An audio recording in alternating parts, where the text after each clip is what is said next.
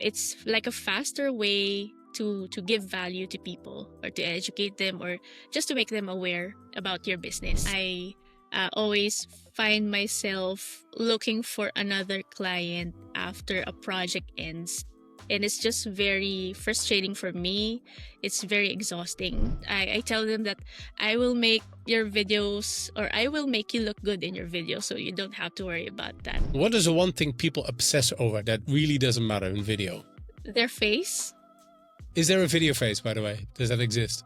Yeah, there is. Most freelance editors have no system. From a client's perspective, that is really frustrating.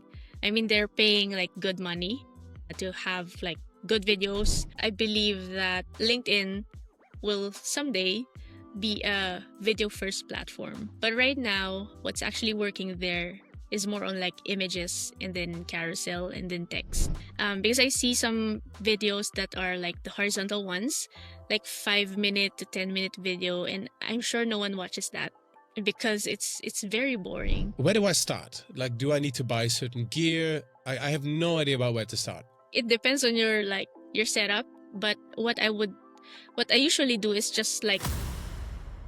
Hello, you beautiful people, and welcome to the Solo Source podcast. My name is Joeri, and on this show, I have honest conversations with people who work for themselves, sharing real insights, stories from the front lines, and maybe even some practical tips that you can take forward on your own solo journey. Now, I know many of you will be using video content to get found by the right people, so this episode, I want to give you a view from the other side, from somebody who is a professional editor. I am joined by Thea Caliva, who runs her own boutique video agency. She is building her own thing while at the same time working with people like you, independent professionals who want to get found online. This is a very practical back to basics conversation where we look at what it takes to make working for yourself a lot more sustainable, why most creative freelancers struggle without proper systems, and how to create simple, effective video for LinkedIn without overcomplicating it. As always, I'll be back with some of my thoughts at the end, but for now, enjoy my conversation with Thea Caliva.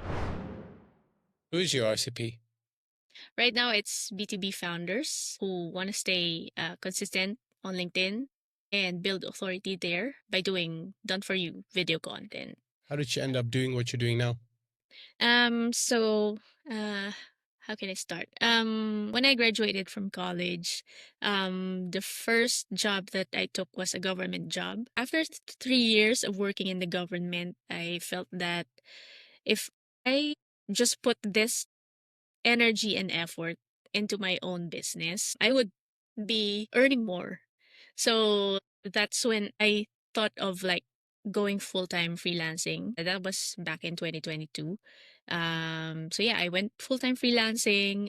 I started my own boutique video agency. But back then, I was still doing like graphic design. It was a wild journey being a freelancer because it's always like you have to find your path, like what's the right path for you. Like, is it video? Is it graphics? So after 2 years, I decided to like transition into pure video editing because I feel like that's my forte. So yeah, and right now I'm doing the LinkedIn stuff aside from running the video editing agency. You said you worked in a government job. Yes.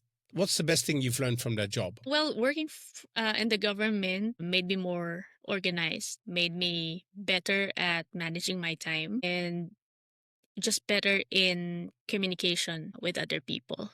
How is that different in a government job from, say, working as a freelancer? Mainly the hours. The working hours is just so flexible. You don't have a boss. Oh, hello. If you are enjoying this episode, I would really like it if you left me a like. I could really use that one. Leave a comment if you want, or a question, or share this episode with somebody who needs to see it or listen to it. All right, let's get back into the episode. Number one, you don't have a boss, but it takes discipline, a lot of discipline to stay in this kind of career and to like have a sustainable income being a solopreneur.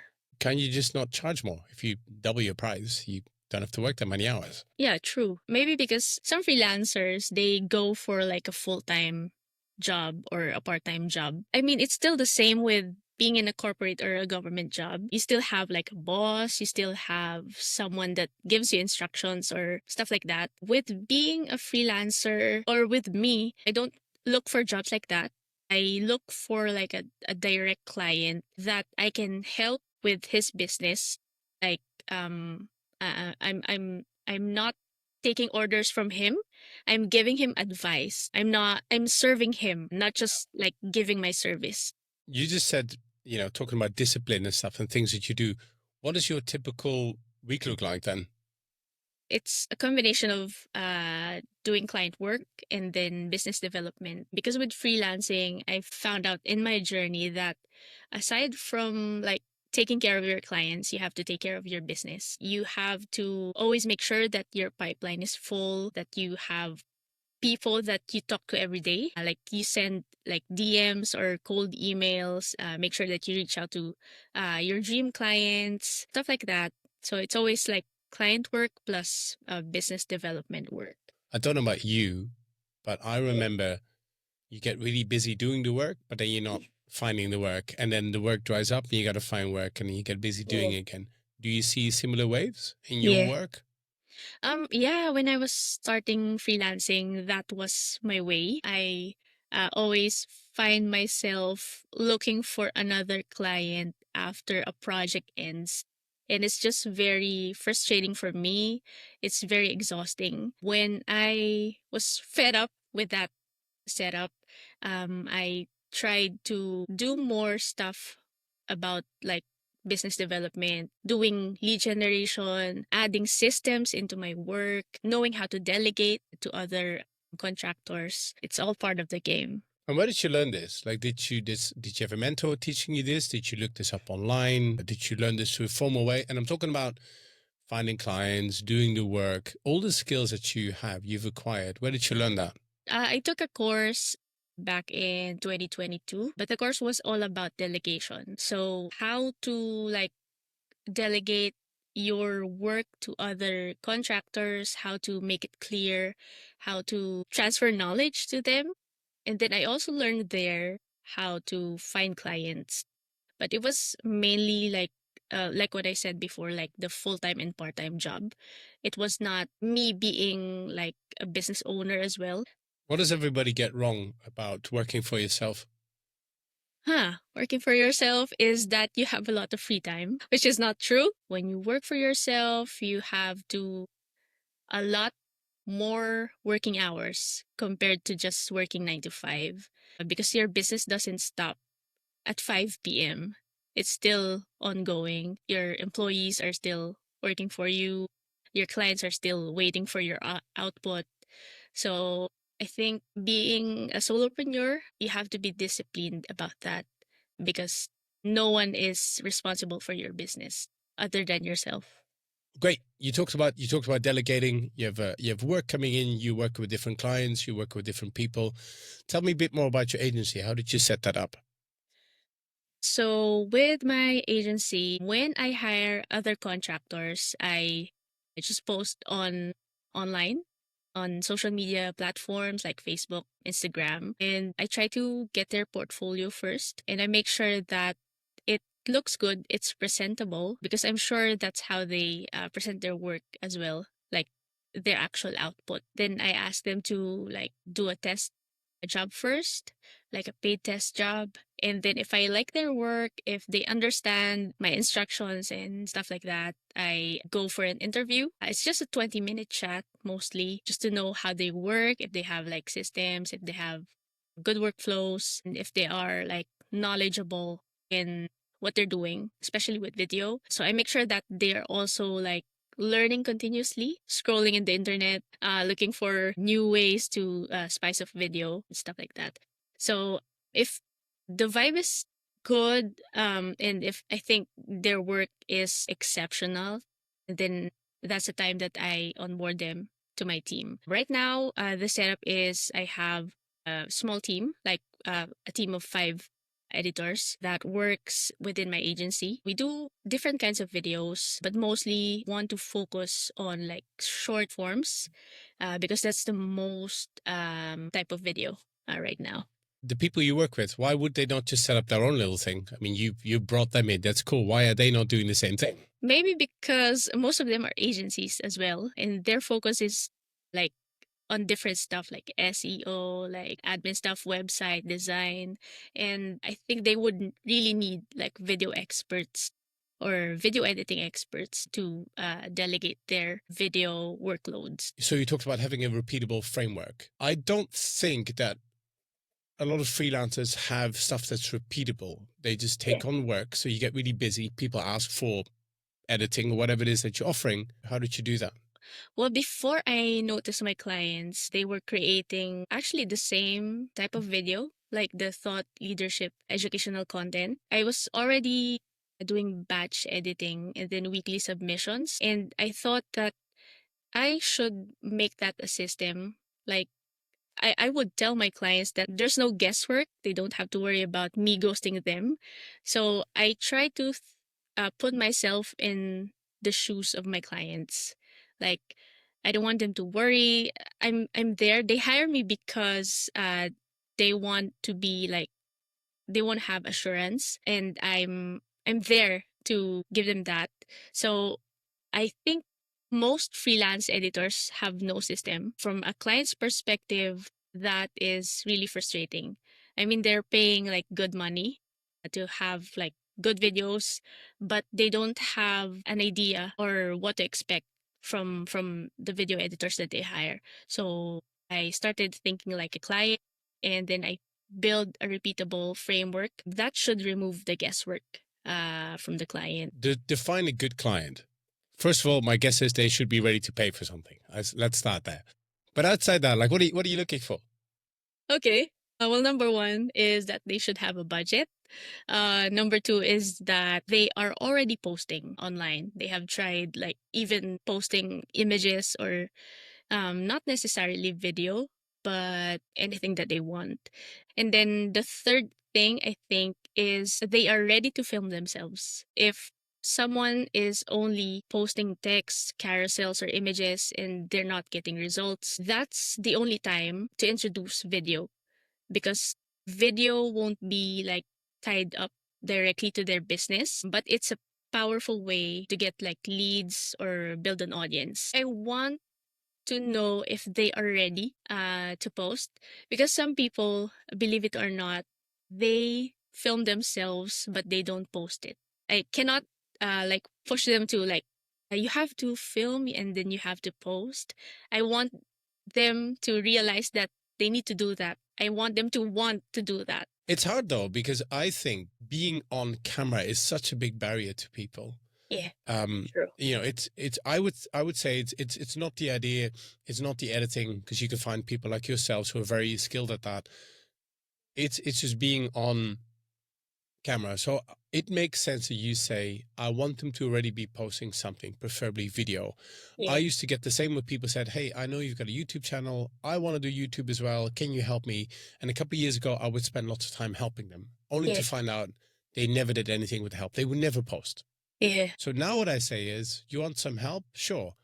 Post 12 videos. By the time you got 12 videos on your YouTube or LinkedIn, whatever you want, Hmm. only then come back, because or else it doesn't make any sense for me to help you with any kind of framework.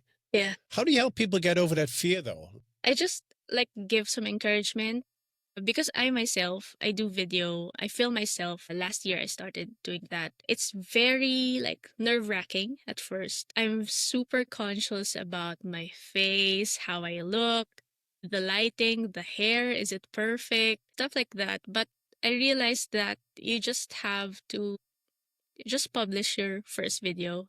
Just do it. Just get over it. And then there will be a time that it feels natural. It's not forced.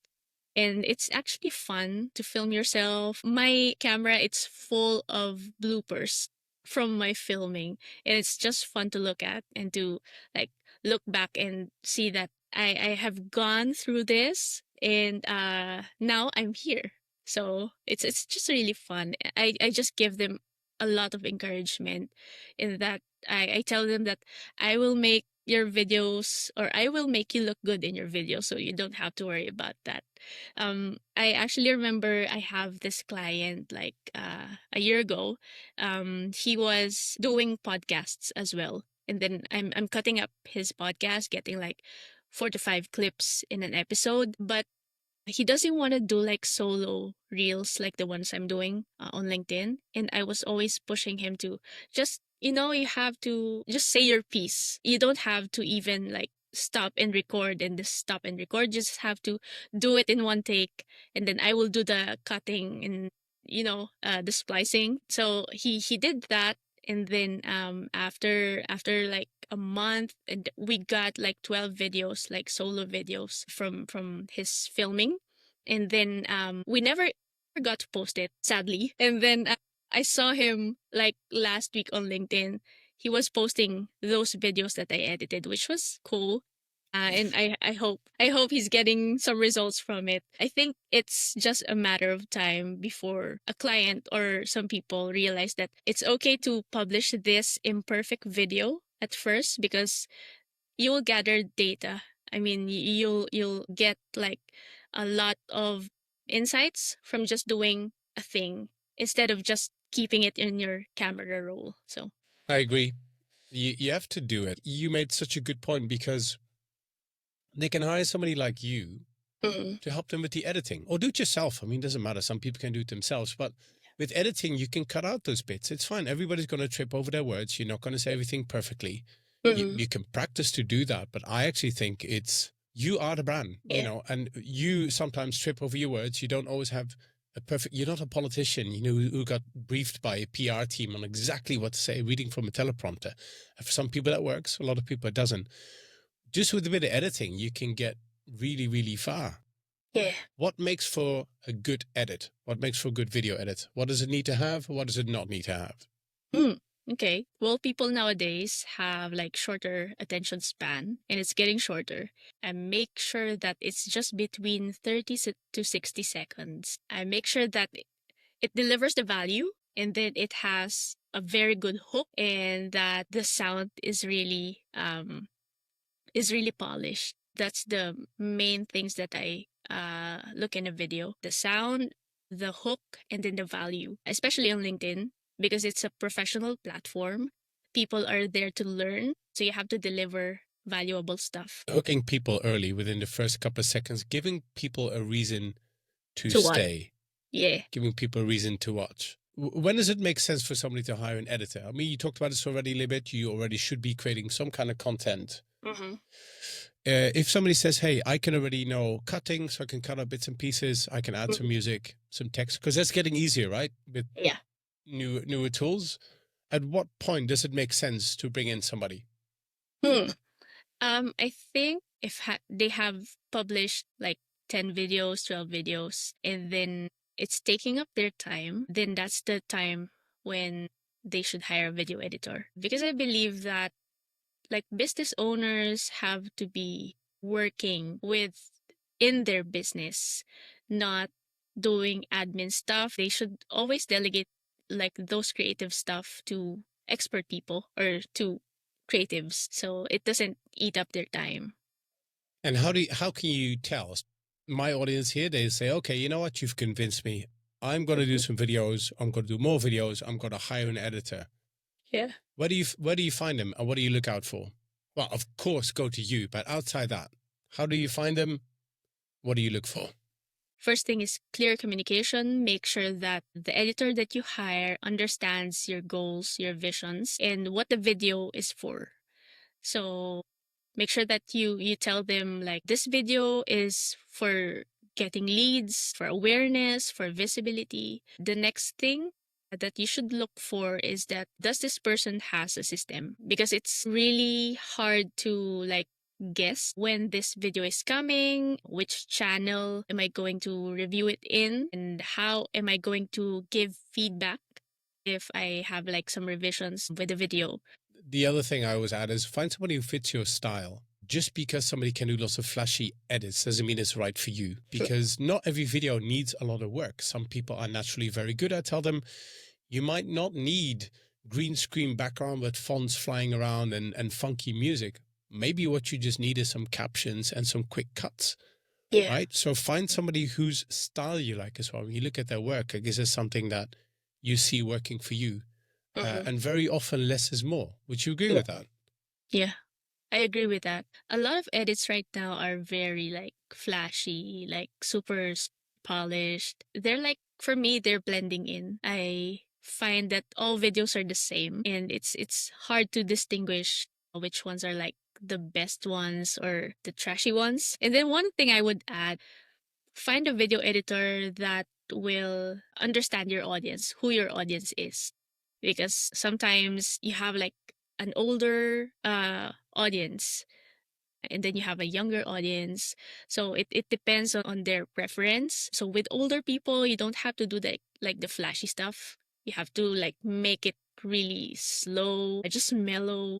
And then with younger audience, you have to like make sure that you have like a very good hook, because their attention span is short. So stuff like that. So make sure that a video editor understands that.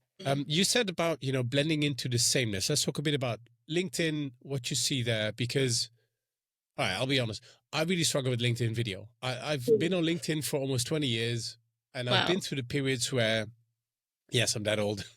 I've been through periods where LinkedIn was all about video, and then it was all about lives, and then it was all about audio, and then it was all about polls. Now video is back kicking in again. No, just do images. No, longer form, shorter form. I'm getting confused. So when it comes to video, my first question is video worth doing on LinkedIn right now? I would say yes. Well, me, I believe that LinkedIn will someday be a video first platform. But right now, what's actually working there is more on like images and then carousel and then text. But I think video will be big on LinkedIn, but not just right now. I think video amplifies your offer, your company, what you believe in. It's like a faster way to give value to people or to educate them or just to make them aware about your business. Video will still be there for a long time in LinkedIn. Why do you think it's a faster way to convey what your business does or your brand does? Because with video, you can just make it into 30 seconds and then you can deliver the value within that duration. But with text, you have to read it through in order for you to like get value from it. So yeah, I think video is the way to go. Shows more of your personality. Is video for everybody, by the way, on LinkedIn? No, to be honest, no, it's not. Because some people are like very like camera shy. So I wouldn't recommend it if they're camera shy because it would just like feel forced for them to do. I want it to like feel natural for them, not forcing anything. So if they're not comfortable, they don't have to do it. But if they want to try, they are very welcome to try. Talk me through it from kind of help me out here. So I come to you and say, Thea, look, I'm ready to create some video content on LinkedIn. Tell me what's working. Tell me what's not. Let's get into details. Tell me what's working, what's not when it comes to video on LinkedIn. Okay. With what's working and what's not, it depends on your past data. So the first thing that I do with my clients is that we analyze their past data or their previous posts, if there are any.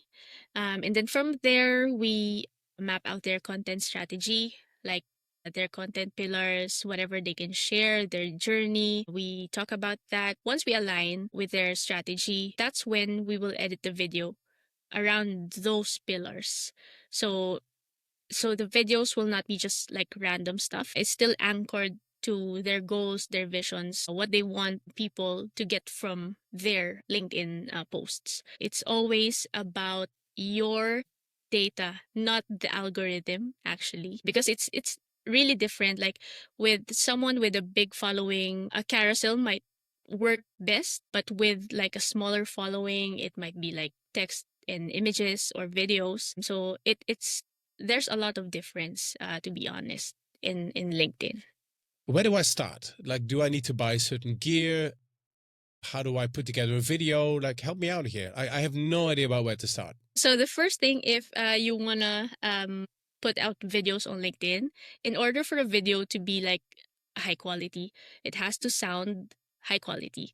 So a good microphone, and then your iPhone is okay.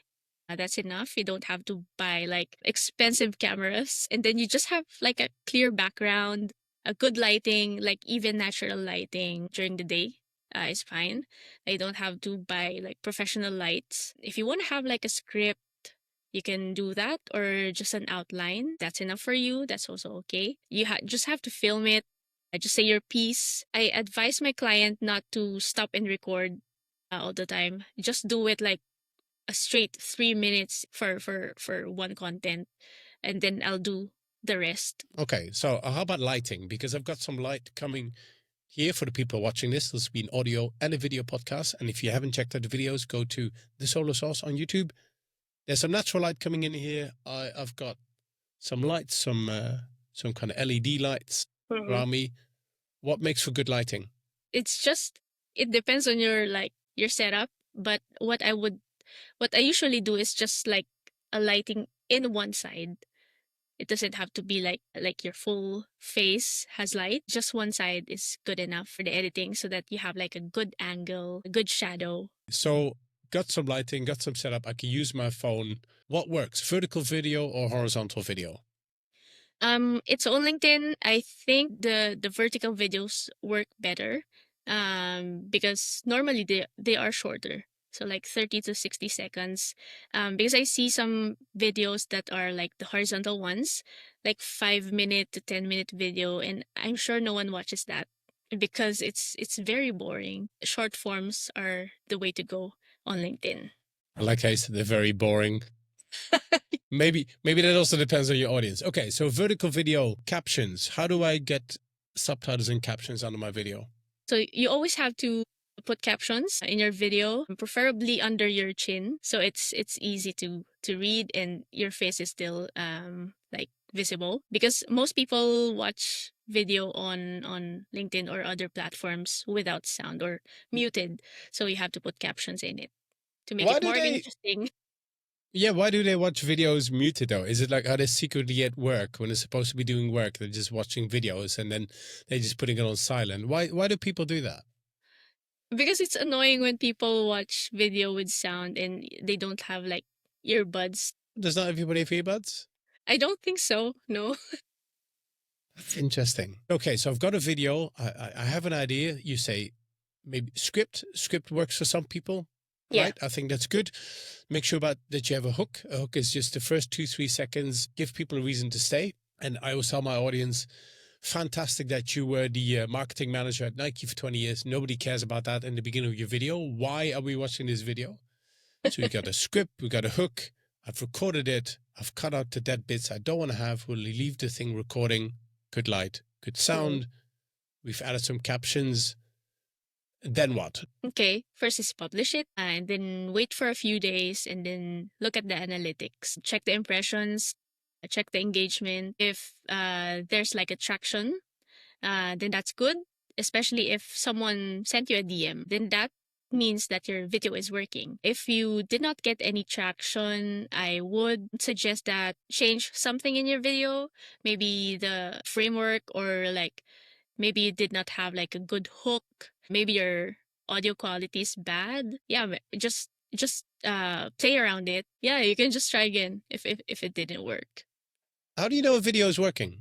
I know you talked about metrics and stuff, but what am I looking for? I know you said impressions, so a bunch of people watch it, but maybe impressions just watching for 1 second and scrolling on. Like how do I know that that video I put up, whatever, inviting people to my free training on whatever, how do I know that that worked? First, if they take you up on your offer, if they clicked on your link, if they sign up for your newsletter or your webinar or anything that you're offering, and then if they DM you asking about the thing that you said in your video. And then one more thing is the save feature on LinkedIn. If they save it, then that means that they found value in it. So just keep doing that. Maybe just modify some parts of it so that they or your audience will reach out to you eventually and then ask about your offer, hire you or something. Should you put a link in the body of the text? Should you put a link in the comments? Should you put a link there at all? Let's say you got a free training or something.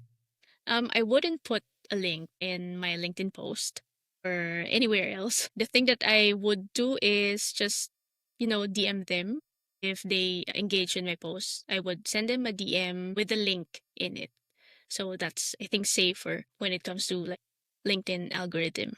Is there anything else that we need to know for us to start creating videos for LinkedIn? You think it's going to get bigger? Should we already start creating videos now? Because impressions are down, by the way, overall, not just video, like overall, the impressions have been down for a variety of reasons. Is this now a good time for people to start creating video, particularly people who work for themselves? Yeah, it's always a good time to start publishing videos on LinkedIn because you're always getting data from it, even if you're not getting clients from it right now. But someday you will, I'm sure of it. But right now, just keep testing, keep getting data, keep iterating, and you're going to find what type of video works for you the best. And if you want some help with that, they should reach out to you. I've got a lightning round for you. I've got some great questions prepared just for you, and I haven't sent them to you. So these will be quick fire on the fly. Are you ready for those? Yes, I am. The lightning round. Shorts or long form video? Short. First thing you fix when a video is not working? Hook. What is the one thing people obsess over that really doesn't matter in video? Their face. I mean, more? What do you mean? What if they just don't have a video? Is there a video face, by the way? Does that exist? Yeah, there is. What is a Like video face? with your mask on. What is one thing that people ignore that actually matters a lot? One thing that ignore, I think the audio quality. Raw and authentic or polished and produced? Polished and produced. Really? That's interesting. Everybody keeps saying like, be authentic. I mean, not everyone, likes your raw and authentic side. So for me, it's gotta be polished. You have to show up professionally. Yeah, that's the way I see it. Best day of the week to post and why? Anytime, I think maybe weekdays is the best. Yeah, and time Bonus. is, I think, afternoon. Yeah. That was my bonus question, but you got that already. Time of the day. AI in video. There's a lot more AI tools that can be used. Is that an opportunity or is it distraction? It's an opportunity. Definitely. Yeah. It takes the admin work, so you just have to focus on like more on the storytelling, storyboard, and less like doing the captions and stuff like that. It can be automated now. So it's very easy with AI. Well, for those people who don't want to film themselves, they can clone themselves. It takes a lot of it wouldn't take a lot of time for them to do that. So AI is an opportunity for me. What is one thing every person should have before hiring an editor? I think the courage to film themselves first. If you're not willing to do that, then what else is there? What does your family think you actually do for a living? Work in my desk for super long hours and then just come out of my room when it's time to eat. So if I ask your family what does she do, they'll say she just sits at a desk for a long time doing work. Yeah. They have no idea that you do video work. I'm sure they know that you do video work though. They don't know. Really? Yeah, they don't know. They think that I'm designing some stuff, graphics, yeah. Just creatives, that's like in a general or in a nutshell, creatives. But they don't know that I'm filming myself and I put out a lot of videos of myself on LinkedIn. What are you working on this year? What's like a bigger, I know you're working on client stuff, but like what is one bigger project you're working on this year for yourself? For myself is actually niching down. I find it really like challenging to find like the exact type of founders that I want to work with. It's really hard to be like a generalist. This year I'm trying to like niche down, be specific with my offer, with my target audience, and with my ICP. I love that. Thea, where can people find you? They can find me on LinkedIn. So Thea Caliva, and then on my website, theacaliva.com.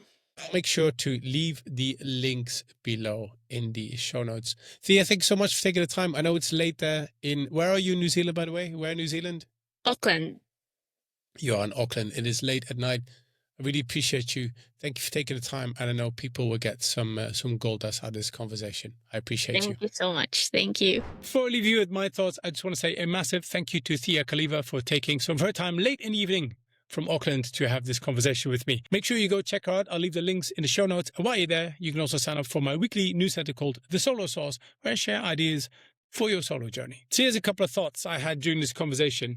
Freelancing doesn't fail because of your skill. It often fails because there's no structure and no system behind it. No system to bring in work, no system to deliver consistently, no system to take the pressure off you. And very often systems like that will give you a bit of breathing space, will create a little bit more predictability, which will get you to focus on what it is that you do really well. It's probably your skill or your ideas or your creativity. And then I thought maybe systems like that is the difference between being a freelancer or being somebody who's actually building something bigger than that. So over to you. What systems do you rely on? Do you have any structures in place to take a lot of the predictability, take a lot of the stress out of the work? Because I think that's going to make all the difference on your solo journey. Make it a great day, and I'll see you in the next episode.